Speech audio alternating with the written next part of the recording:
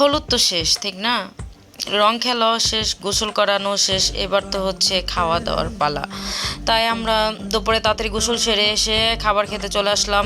আমাদের চকের মাঝে প্যান্ডেল সাজানো হয়েছে, এত পরিমাণে গরম আর রোদ বলে বোঝানো যাচ্ছিল না।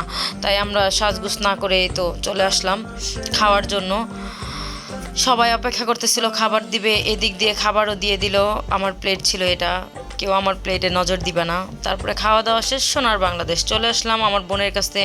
এসে বোনের একটু ভিডিও করা শুরু করলাম। মাশাল্লাহ বলে যাব, আমার বোনকে কেমন লাগছে সবাই একটু বলবা। আর আজকের বোনের লুকটা অবশ্যই আমার চয়েজে করানো হয়েছে। তারপর গ্রামের পার্লারে অত ভালো পারা নাই, চেষ্টা করছে যতটুকু পারার। আমি যে পিকটা দিচ্ছি ওটা দেখে এই তো আমাদের বর চলে আসছে। ভিডিও ম্যান আমাদের বলতেছে আপনারা গেট দশতেন আগে আপনাদের ছবি তুলে নেই, তারপরে বরের ছবি তুলবো। তারপরে এই তো বরকে নিয়ে প্যান্ডেলে যাওয়ার জন্য, আসলে বরের জন্য আলাদা স্টেজ করানো হয়েছে। আর মানে এলাকার মানুষ, গ্রামের মানুষের জন্য ক্ষেতের মধ্যে করানো হয়েছে। তো এখন বরকে বাড়িতে নিয়ে আসলাম। বাড়িতে যে হলুদ হয়েছে যে যেখানে সেখানে বরকে নিয়ে আসলাম। আর এটাও আমার বোন। ও, এই বোন আর ওই বোন দুইজনে হচ্ছে যা হইলো, কারণ ওর দেবরের জন্য ওর বোনকে নিল, ছোট বোনকে ছোট বোনের বড় বোনের দেবরের জন্য নিছে। তাই এখন বনে বনে জাল হইলো। তারপরে এই তো বরকে খাবার দেওয়া হইলো। আর ওই সময় আমার মামি অসুস্থ হয়ে গেল, সবাই মিলে আমরা ওইখানে চলে গেছি।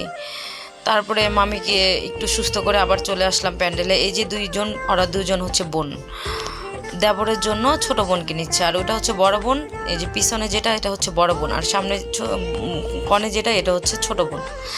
তারপরেই তো আমি তো খাসি খাই না, তাই অনেক ডাকাডাকি করতেছিল যাওয়ার জন্য, কিন্তু আমি যাই নাই। আমি খাসি খাই না, সেজন্য সামনে যাই না, আমি পিছে দাঁড়ায় ভিডিও করতেছিলাম।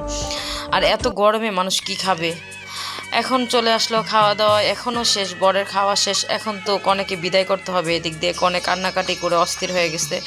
মামি একটু সুস্থ হয়েছে, হওয়ার পরে এই যে আবারও মেয়ের জন্য কান্না করতেছে। এখন তো মেয়েকে বিদায় দিতে হবে। আসলে প্রতিটা মেয়েরই না এই সময়টা খুবই কষ্টের।